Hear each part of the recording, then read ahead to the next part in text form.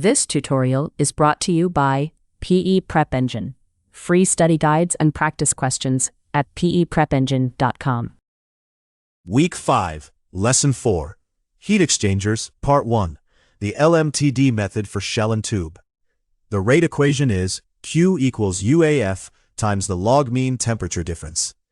We'll build the overall coefficient, get the log mean pairing right for counterflow, work one clean example, then hit the traps, the end temperature pairing, the correction factor, and fouling.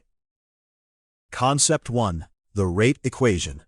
Heat duty equals the overall coefficient times area times a correction factor times the log mean temperature difference. U carries the resistances, A is the surface, the log mean is the effective driving temperature difference, and F corrects for multipass geometry. It's 1 for pure counterflow or parallel flow, less than 1 for a multipass shell and tube. Concept 2, the overall coefficient. 1 over UA is a sum of resistances in series. The inside film, the tube wall by conduction, the outside film, plus 2 fouling factors, inside and out. Fouling only adds resistance, so scale and dirt always lower U and shrink the duty. That's why designers carry fouling allowances. Concept 3, the log mean itself.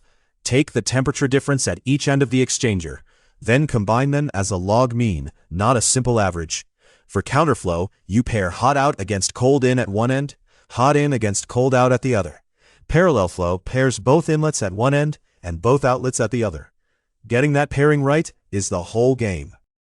Setup: a counterflow shell and tube, hot water 200, cooling to 140, over cold water 80, warming to 120. Overall U times area is given, and both end temperatures are known. So it is a straight LMTD problem, no iteration. Pure counterflow means the correction factor is 1. Solve. Part 1, the log mean. The two end differences are 80 and 60. Feed them to the log mean, and you get about 69.5. Notice it sits below the arithmetic average of 70.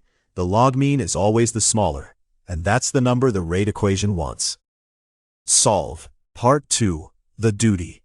U times area is 1,000. The correction factor is 1 for counterflow, times the log mean, about 69,500 BTU per hour.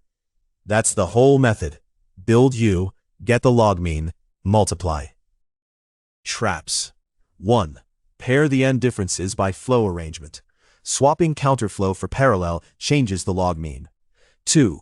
The log mean is a log mean, never the arithmetic average.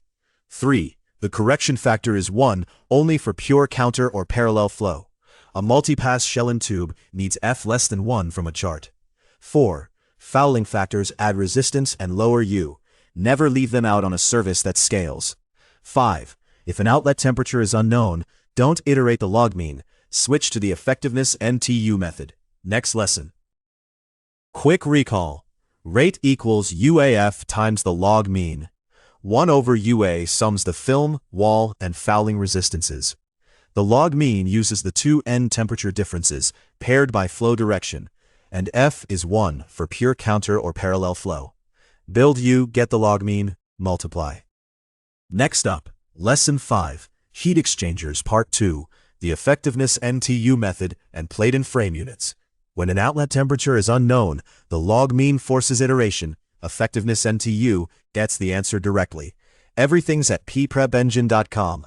Cheat sheet, worked solution, and a short quiz attached here. The full study guide with every equation and common exam trap is free at peprepengine.com. Link in the description. Structural, civil, and electrical series are coming soon. Subscribe so you don't miss them.